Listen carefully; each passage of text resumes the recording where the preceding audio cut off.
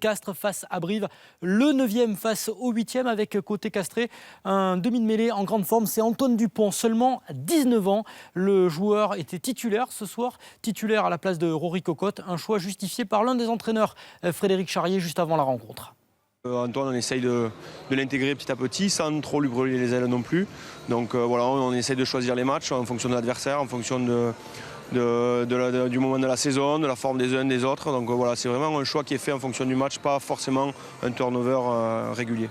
Et voilà donc Nicolas Souchon, Antoine Dupont titulaire, des arguments, on les a entendus, utiles, on imagine ce soir pour contrer la densité des brivistes qui arrivaient, on l'imagine, ambitieux à Castres. Oui, c'est clair, Guillaume, des brivistes toujours difficiles à manœuvrer, toujours accrocheurs, robustes et souvent efficaces. Mais même, et un objectif surtout dans ce match, eh bien, c'est regarder vers le haut du classement, que ce soit pour les brivistes, mais aussi pour les castrés. Et pour cela, du côté castré, on mise sur la vitesse et la jeunesse aussi. La jeunesse d'Antoine Dupont, 20 ans donc dans 3 jours, est titulaire, vous venez de le dire, à la mêlée pour contrer le pack briviste de Lucas Pointu aux ordres devant son nouveau président, Simon Guillam. Dupont qui est le grand artisan, le grand bonhomme de la première période, le grand animateur surtout des 20 premières minutes. Antoine Dupont qui joue petit côté ici, le 3e ligne et le 5 de devant sont hors jeu, il en profite, il est opportuniste et derrière il vient prendre le couloir et il est stoppé in extremis dans les 22 mètres des brivistes. Les brivistes qui sont déjà à la peine dès l'entame de la rencontre. Et vous voyez Lucas Pointu qui ne peut pas reprendre évidemment Antoine Dupont. Derrière c'est Nguenia qui s'est fait au départ déborder. L'ailier américain qui reprend le demi de mêlée castré pour stopper cette offensive. Ça c'était la percée numéro 1 qui est déjà adoubée par Jeneker et Babillot. Christophe Furios peut être content d'avoir titularisé le jeune Antoine Dupont. Percée numéro 2. On est à la 22e minute. Là encore, eh bien, il vient fixer Pointu et Akié. Koyama est bolé derrière. Et puis il faut deux brivistes et notamment Arnaud Mignardi pour venir stopper cet Antoine Dupont intenable en cette première période. Il pousse aussi les brivistes à la faute et Mignardi avec les fautes successives qui prend un carton jaune à cette 22e minute. Antoine Dupont qui met cette équipe briviste quasiment à lui tout seul au supplice. Et derrière évidemment Urdapilleta lui en profite pour enquiller les pénalités. 4 pénalités marquées, 12 points contre 1 à Gaëtan Germain. Les castrés qui ont le monopole du ballon, le monopole du jeu, qui alterne en plus jeu au près, jeu au large, avec ici Johnny Jeneker qui essaye de s'infiltrer au ras.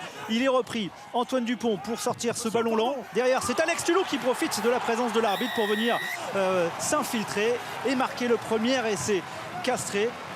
Monsieur Tanini gêne un peu, c'est vrai, Lucas Pointu qui proteste, mais c'est bien un essai à 15 contre 14 marqué à la demi-heure de jeu. Le problème des castrés depuis le début de saison, c'est qu'ils laissent toujours revenir leurs adversaires. Ils leur laissent de l'espoir et ça, les brivistes le savent. Ils réagissent immédiatement avec un superbe travail d'Arnaud Mignardi, de retour de son carton jaune. Il vient lui aussi passer en revue toute la défense castrée sur un bon ballon de Gaëtan Germain. Il évite un plaquage d'Antoine Dupont et à la 39e minute, sur la première action briviste quasiment du match, eh bien, il permet à son équipe de revenir à 19-10 à la mi-temps sous les yeux de Rory Cocotte, donc, qui a pu apprécier le travail de Antoine Dupont en première période. La seconde mi-temps est marquée par les mêlées de Castres d'Antoine Tichit qui prend le dessus sur celle de Lucas Pointu, le briviste. C'est vrai qu'elle est au supplice, cette mêlée briviste, alors qu'en général c'est une des forces de l'équipe de Nicolas Godignon. Une équipe briviste qui se met à la faute et en général Castres qui a du mal dans le jeu au pied à domicile aujourd'hui, eh bien, fait mentir les statistiques puisque Benjamin Urdapilleta est à 100%, 6 sur 6 et ça fait 22-10 en faveur de Castres. Urdapilleta que l'on retrouve avec le ballon à suivre et derrière le contact énorme avec Benjamin Lapère à la 55e minute. Il est KO net, l'ouvreur argentin. Lapère qui veut jouer le contre et qui vient percuter avec la hanche la tête d'Urdapilleta. Évidemment, Benjamin Lapère prend un carton jaune, même s'il n'avait pas l'intention de blesser l'ouvreur argentin qui sort sur protocole commotion. Son remplaçant au pied, c'est Geoffrey Palis qui est tout aussi impeccable.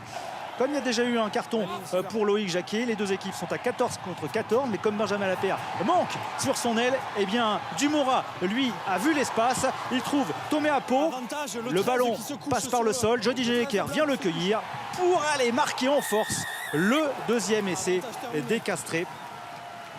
c'est l'écart définitif et surtout l'écart rédhibitoire pour les Brévistes. Cette fois-ci, il n'y a plus d'espoir avec le bon travail de Julien Dumora et le deuxième essai donc des Castrés qui est marqué par Jody Jeneker, 32-13. Ce sera le score final avec un très bon travail, une nette domination de l'équipe d'Antoine Dupont et de Rory Cocotte. Avec ces deux hommes-là, Castres peut de nouveau regarder vers le haut du classement. Et oui, la transmission entre les deux demi de mêlée de Castres. Castres qui s'impose donc 32-13 et Antoine Dupont est revenu sur cette rencontre, sur sa performance également et sur sa relation avec Rory Cocotte qui est censé le faire progresser au micro de François Plisson. Oui, non, mais après, pas spécialement avant ce début de match, mais on parle beaucoup avec Rory la semaine et que ce soit moi qui joue ou lui, il m'aide tout le temps avant les matchs, aux entraînements, il me donne des conseils, donc j'en profite.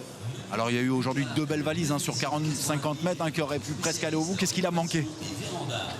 C'est un peu mon problème, j'ai du mal à ressortir après. 2 fois je passe, on m'en ramène 3 points, mais ça peut être 2 essais, donc il va falloir que je m'applique un peu plus à regarder quand je passe pour que ça aille au fond.